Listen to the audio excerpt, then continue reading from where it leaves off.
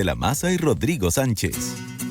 El día de ayer, Rodrigo Sánchez, la ministra de la Mujer, Antonia Orellana, el ministro del Trabajo, Giorgio Bocardo, acusaron el estancamiento probablemente definitivo del proyecto de ley que busca crear la llamada Sala Cuna Universal, que el gobierno renombró, se llama Sala Cuna para Chile, pero sí, en el fondo tiene el mismo sentido. No un proyecto de ley que se viene discutiendo. Si uno lo dice, si uno se pone en rigor a analizar sus diversas formas, desde 1999... Esa es la primera vez que se empieza a discutir la necesidad de establecer el derecho a la cuna en el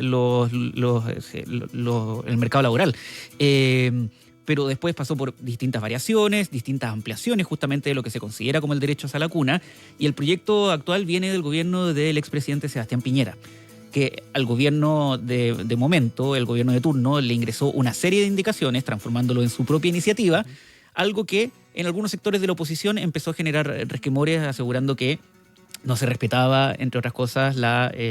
estabilidad del mercado laboral, con las iniciativas justamente que se busca, que todos estamos de acuerdo con que la sala cuna tiene que ser un derecho, pero decían tiene que ser un derecho establecido cuidando la empleabilidad y no eventualmente afectándola.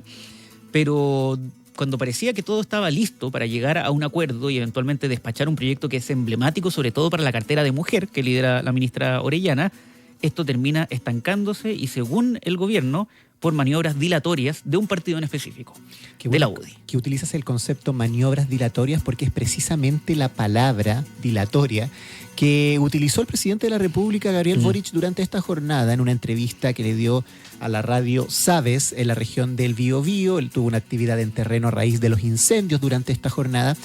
Y la decepción del Ejecutivo, tanto del jefe de Estado como de sus ministros, radica en las conversaciones que existieron hace algunas semanas atrás en este recordado segundo encuentro en la Casa de Gobierno entre el presidente en ejercicio y el presidente electo José Antonio Kast. Tú recordarás que el presidente Boric manifestó la necesidad de sentarse a conversar acerca de algunas iniciativas legislativas que eran muy importantes para la administración del presidente Boric y que tenían relativo acuerdo. Se hablaba del proyecto del nuevo financiamiento de la educación superior, por una parte el FES, donde evidentemente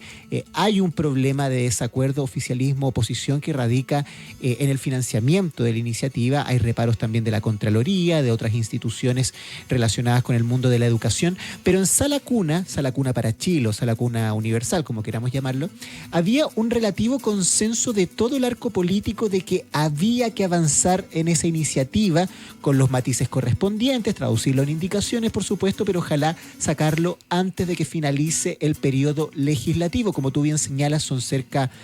son más de 10 años. Es una teleserie legislativa muy similar a la que se vivió con la reforma a las pensiones, por lo cual, considerando que se había logrado un acuerdo en esa materia, un acuerdo que no dejó felices a todos, pero evidentemente para la mayoría, tanto de la centroizquierda como de la centroderecha, representa un avance importante en materia de pensiones, aquí se quería repetir el modelo, pero no se consiguió. ¿Y qué es lo que va a pasar ahora? Es un escenario muy incierto porque quedan pocos días de periodo legislativo. Recordemos que en marzo hay una pequeña semana donde el Congreso retoma sus labores, pero es muy difícil que en esa semana se vaya a conseguir aprobar una iniciativa que ya a todas luces, más allá de los consensos políticos, de las diferencias, no hay voluntad de sacar en esta administración. ¿Qué es lo que dijo el presidente Gabriel Boric en esta jornada? Yo quiero ser muy claro en esto. La UDI impidió que este proyecto se viera en la Comisión de Educación del Senado. El presidente de la Comisión de Educación del Senado, Gustavo Sangüesa, tú lo mencionabas, Matías,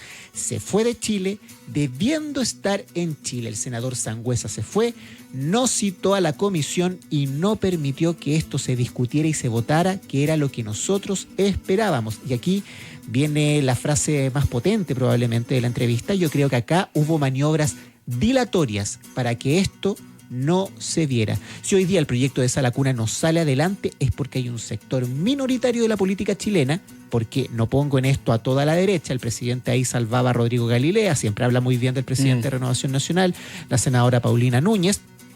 pero hay un sector minoritario que ha impedido que esto se discuta y se vote como corresponde. Si tienen diferencia, voten contra, pero no impida la discusión. Y para cerrar, Matías, fíjate que hoy día también desde La Moneda se ha difundido mucho la postura que en su minuto marcó el expresidente del Senado, hoy día próximo ministro de la Secretaría General de la Presidencia, José García Ruminot, quien en varias oportunidades, con la ministra de la Mujer, el ministro del Trabajo, el ministro de Educación, planteaba que estaba el compromiso de la centro-derecha para aprobar esta iniciativa. Es más, él le pedía, siendo presidente del Senado, al presidente de la Comisión de Trabajo de ese entonces y a los parlamentarios de la centro-derecha, el senador Coloma lo citaba de hecho en una de sus intervenciones, que pusiera este proyecto en tabla y que estaba toda la disposición de que se aprobara, y esto finalmente no ocurrió. Ahora, es el mismo presidente el que toma entonces la cabeza de esta ofensiva por parte del gobierno, que incluyó a por lo menos 5 ministros del gabinete refiriéndose al tema solo hoy día, sí, como para entender la importancia que le está dando el Ejecutivo y la moneda en particular a este tema. Un tema que, si bien es particularmente relevante, no siempre ha sido el principal de la contingencia, ni para la prensa ni para la ciudadanía, pero que el gobierno escogió que fuera su campo de batalla durante estas últimas horas en contra en específico de la UDI. No se quedó callado el senador Gustavo Sangüesa. Respondió, dijo: esta acusación que realiza el presidente no tiene ningún sustento. La Comisión de Educación sesionó en comisión mixta el día lunes con normalidad, y el miércoles no sesionó no porque no se citara, sino que porque llegamos al fin del periodo legislativo. La agenda avanzó con otros proyectos relevantes sin ningún tipo de inconveniente. Para nosotros es prioritario el proyecto de Sala Cuna. Recordemos que lo impulsó el presidente Sebastián Piñera, como yo decía, y no se entrampó por un permiso constitucional, sino porque parlamentarios oficialistas lo rechazaron en un inicio por fines políticos. Acá no hubo ninguna maniobra para frenar la discusión, lo que hubo fue falta de definiciones claras del gobierno. Esto también encontró respuesta por parte de la presidenta de la Comisión de Hacienda, Jimena Rincón, que sacó una declaración el día de ayer, avalada por legisladores de derecha. Ahí le endosaron una vez más al gobierno la demora, ya que aseguraron las indicaciones solicitadas para destrabar la tramitación llegaron tarde, en circunstancias que el Senado ya había cerrado el martes la temporada legislativa antes del receso. En el comunicado de los senadores opositores se dice: los puntos de desacuerdo se habían ido acotando de manera significativa. Sin embargo, las respuestas del gobierno llegaron tardíamente, sin margen para evaluar las propuestas con responsabilidad que exige una política pública de esta envergadura. Recordemos que esta discusión se puede reactivar en marzo, ya que al menos tendrá una semana el gobierno del presidente Gabriel Boric antes del traspaso de mando presidencial, pero es ahí en donde la cosa se empieza a complicar. Y a propósito justamente de cómo hay una incerteza total de si esto va a eventualmente salir adelante o no, que se puede explicar hoy día como tantos ministros fueron los que le dieron relevancia hasta el punto de emplazar a la UDI por este tema. ¿Y sabes por qué preocupa tanto, Matías? Porque el cierre de la administración del presidente Gabriel Boric también busca consolidar un legado fuertemente enfocado en los temas sociales, porque hay otras iniciativas que también están peligrando y probablemente no se van a conseguir aprobar, como la reforma al sistema político, muy importante para tener un nuevo orden en el Congreso que permita mayores acuerdos legislativos. Pero no es un problema o no es una iniciativa que toque la fibra sensible de la ciudadanía, no es algo que afecte el bolsillo de las personas, que mejore la calidad de vida de manera directa, como lo es Sala Cuna para Chile, que es un proyecto que evidentemente genera esta sensación de que el gobierno y el Congreso están priorizando los temas que a la gente realmente les importa. Y es por eso que no solamente se quiere hacer pagar los costos a la UDI o a los sectores de Chile Vamos en particular, que se negaron a impulsar la iniciativa con los argumentos que tú también has planteado, Matías, que son también legítimos en el marco de esta intensa discusión que se ha dado durante varios años, sino que también al presidente electo José Antonio Kast y la vocera de gobierno Camila Vallejo fue bien directa en plantear que tuvimos una señal media confusa. La primera señal del presidente electo de que, como que parece que había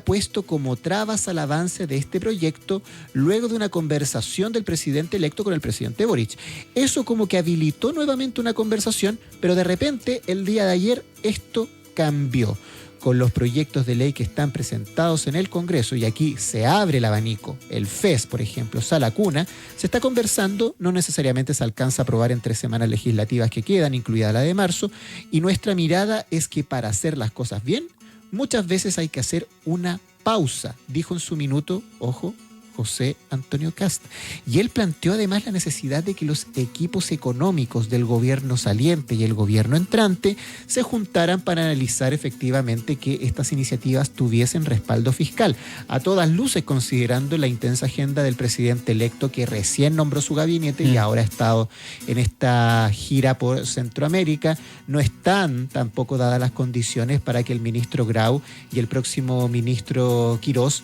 se reúnan para analizar esto en profundidad, pero evidentemente hubiese sido lo deseable para destrabar el proyecto. Para finalizar, en La Moneda hay mucha inquietud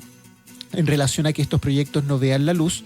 y el presidente electo evidentemente será la persona que pueda eventualmente tener la llave para una suerte de trámite legislativo rápido en estos últimos días que quedan, que van a ser los días de marzo, antes del cambio de mando. De lo contrario, Matías, lo más probable es que al menos a la cuna universal pasa a ser un proyecto de ley en la agenda del gobierno del presidente Kast, y claro, con todas las indicaciones y cambios que el gobierno entrante le quiera hacer al proyecto, y vamos a ver también cómo se da el clima con el próximo Congreso en torno a eso. Sí, revisemos un poquito cuál fue la tramitación, el historial de esta tramitación que hizo que este proyecto se eventualmente entrampara y encontrara resistencia por parte de algunos parlamentarios. Fue ingresado durante el gobierno de Sebastián Piñera en enero del año 2022, durante su último año de gobierno, pero la administración del presidente Gabriel Boric hizo propia la iniciativa a través de una indicación sustitutiva. Eso sí, el Ejecutivo tuvo que convencer incluso a su propio sector político y a las organizaciones de trabajadores, sobre todo a la CUT, que consideraban que la iniciativa podía, comillas, mercantilizar la educación. De hecho, cuando fue votada la idea de legislar el proyecto en abril del año 2024, los senadores del oficialismo votaron en contra, salvo Loreto Carvajal del PPD y la independiente Alejandra Sepúlveda, que se abstuvieron, pero de todas formas el texto fue aprobado, eso sí, con la mayoría de la oposición, lo cual explica también lo compleja que ha sido esta iniciativa. En ese sentido, después los reparos de sectores de izquierda se mantuvieron hasta por lo menos octubre del año 2025, cuando el gobierno ingresó una serie de enmiendas. A fines de ese mes, los ministros Orellana y Bocardo se reunieron con dirigentes de la CUT, de la Junji, y lograron despejar gran parte de los resquemores que fueron dados por superados recién a inicios de enero por parte de la vicepresidenta de la CUT, Silvia Silva. No es una situación que ha estado exenta de problemas incluso dentro de su propio sector para el gobierno, pero ahora apuntan en específico a la UDI justamente como responsables de haber dilatado este proyecto hasta el punto que ya no sabemos si se va a poder sacar adelante durante este gobierno. Probablemente va a quedar como el gran pendiente, si es que no se logra, de la ministra Orellana, como el legado del Ministerio de la Mujer, porque ella le ha dado una importancia, lo mencionaba hoy día en la mañana junto a Rodrigo Bravo. Nosotros a lo largo de 4 años hemos entrevistado mucho a la ministra Orellana. En cada vez que la hemos entrevistado ha hablado del proyecto de Sala Cuna. Es decir, es probablemente incluso la prioridad absoluta que en algún minuto le dio la cartera y podría no salir durante este gobierno. Claro, ahí vamos a tener que estar atentos a cuál va a ser la postura que va a marcar la próxima ministra de la Mujer, Judith Marín. No hemos escuchado todavía una visión acerca de cómo imagina ella la implementación de esta difícil cartera, que ya de alguna forma también partió con ciertas polémicas, considerando que recibió muchas críticas por parte de algunos parlamentarios del actual oficialismo producto de sus creencias, algo que de hecho la propia ministra Orellana rechazó tajantemente en varias oportunidades, considerando que el hecho de ser evangélica no es un motivo de crítica per se. O sea, veamos primero cómo se desarrolla en su cargo, cuáles son las políticas que impulsa, evidentemente, y las posturas que va marcando en el marco del trámite legislativo de iniciativas tan importantes como esta, porque, ojo, Matías, en la cartera del Ministerio de la Mujer también por estos días estaba puesto en tabla, o al menos estaba impulsando en el Congreso, el proyecto de aborto que estaba impulsando la administración del presidente Boric. Ahora, y las cartas no estaban ahí. Sí. No, las cartas no estaban ahí para nada. Mm. Todo el esfuerzo legislativo, las conversaciones de la ministra Lobos, del ministro Elizalde,